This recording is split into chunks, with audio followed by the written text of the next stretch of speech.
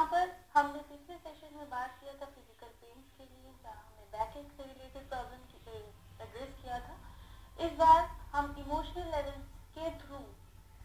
अपनी प्रॉब्लम्स को ठीक करते हैं। मेरे पास अभी अभी मिस्टर पीयूष थे जो कि बहुत टाइम से प्रॉब्लम फेस कर रहे थे। उनकी प्रॉब्लम ये थी कि वो काफ़ी टाइम से मेमोरी से रिलेटेड बार बार पे भूल जाते थे, कॉन्फिडेंस लो हो रहा था, इरिटेशन का लेवल उनका बहुत हाई हो गया था, फ्रस्ट्रेटेड फील करते थे, जिसकी वजह से वो अपनी प्रोफेशनल लाइफ में भी ठीक से रिस्पॉन्स नहीं कर पा रहे थे। मगर जब हमने उनका सेशन लिया तो हमने ये जाना कि वो 8 महीने से ये प्रॉब्लम जो फेस कर रहे हैं वो एक ऐसा इमोशन को अपने अंदर होल्ड करके बैठे हैं जिसकी वजह से उनको मेमोरी लॉस की प्रॉब्लम ऑन एंड ऑफ आनी शुरू हो गई। आमतौर पर ज़्यादातर जो भी इमोशंस होते हैं या जो भी हम प्रॉब्लम्स फेस करते हैं वो रिलेटेड टू पास्ट जो भी हम कहते हैं, तो मेनली 4 इमोशंस होते हैं। अगर हम इमोशंस की पहले बात करें तो पास्ट से रिलेटेड इमोशंस से पहले अगर हम देखें तो कोई भी इंसान ऐसी प्रॉब्लम का फेस करता है जहाँ पर वो या तो अपने आप को दोषी मानता है या फिर वो सामने वाले किसी और को दोषी मानता है, या कुछ सिचुएशन ऐसी होती हैं जिनको वो दोष देता है कि हाँ ये मेरे सर्कमस्टेंसेस है, ये मेरी सिचुएशन थी जिसकी वजह से मैं आगे कुछ नहीं कर पा रहा हूँ। मगर और अगर फ्यूचर से रिलेटेड है तो एंजाइटी बिल्डअप होती है। अगर वो खुद को दोषी ठहराता है तो उससे गिल्ट की भावना ज़्यादा आती है। गिल्ट एक बहुत बड़ा इमोशन है जिसकी वजह से अगर कोई कैरी करता है तो आगे लाइफ में उसको फिजिकल या इमोशनल लेवल पे काफ़ी प्रॉब्लम आ सकती है। इसी तरह से अगर वो किसी और को दोषी मानता है तो उसके अंदर एंगर बहुत ज़्यादा डीप रूटेड हो जाता है जिसकी वजह से वो बहुत आगे जाके प्रॉब्लम फेस कर सकता है लाइफ में। तीसरा, अगर सिचुएशन या सर्कमस्टांसेस को वो दोषी मानता है तो वहाँ पर इमोशन जागृत होते हैं हेल्पलेसनेस, कि मैं कुछ कर ही नहीं पा रहा, सिचुएशन ऐसी है जिसकी वजह से मैं लाचार फील कर रहा हूँ। वहाँ पर हम देखते हैं कि किस तरह से कौन कौन से सर्कमस्टांसेस हैं जहाँ पर वो उसकी लाइफ में इस तरह की प्रॉब्लम को फेस करता है। और अगर एंजाइटी है तो वो फ्यूचर से रिलेटेड है। तो ये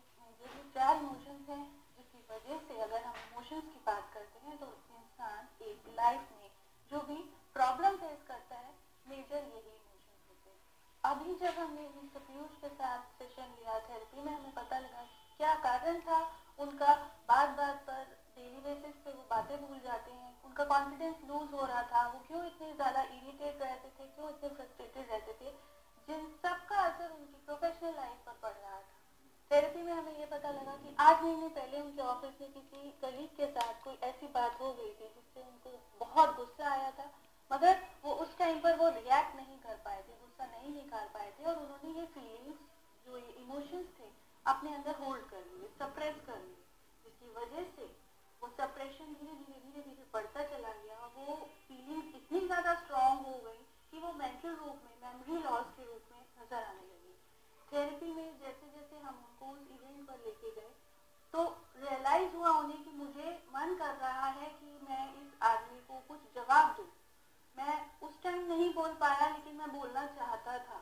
तो वो थेरेपी में जब हम इस पे वर्क करते हैं तो धीरे धीरे इंसान के नेगेटिव इमोशंस रिलीज हो जाते हैं जो उसके अंदर होल्ड होते हैं बॉडी के अंदर, क्योंकि उस सिस्टम में हमारी ये रिक्वायरमेंट ही नहीं है कि हम नेगेटिव इमोशंस को कैरी ऑन करते चले जाएं। थेरेपी के अंदर उन्होंने ये सारे नेगेटिव इमोशंस रिलीज करे, धीरे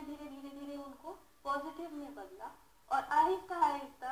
आज रिजल्ट ये है कि उनका इमोशंस रिलीज होने के बाद परफेक्टली मेमोरी शार्प है जैसे वो पहले थी,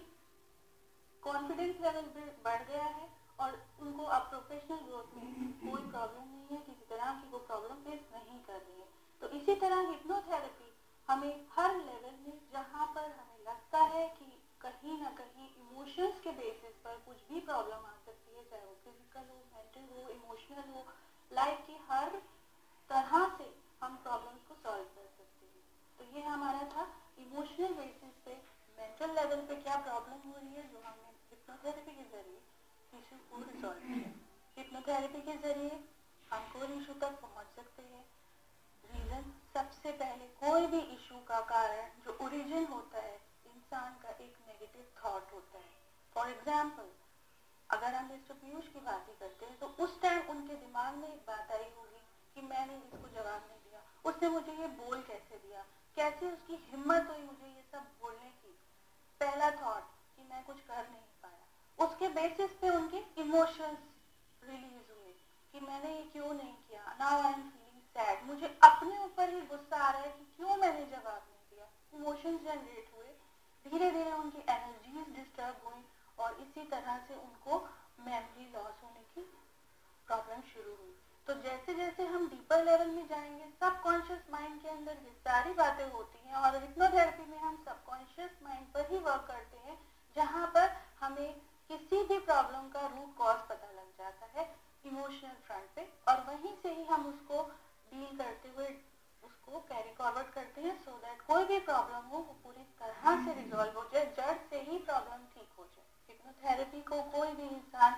अपनाए इसलिए क्योंकि हमें ये लगता है कि जो भी कॉज होता है, कारण होता है किसी भी परेशानी का, किसी भी बीमारी का, वो सब कुछ इंसान के दिमाग में होता है, सब कुछ सबकॉन्शियस माइंड के अंदर होता है। और हिप्नोथेरेपी के जरिए हम सबकॉन्शियस माइंड को रिट्रीव करते हैं, जहाँ पर हमारी सारी लाइफ का डेटा स्टोर्ड है, और इसीलिए हमें बहुत अच्छे इफेक्ट्स, अच्छे पॉजिटिव रिजल्ट्स मिलते हैं हिप्नोथेरेपी के जरिए, क्योंकि हम इसमें आराम से सबकॉन्शियस माइंड को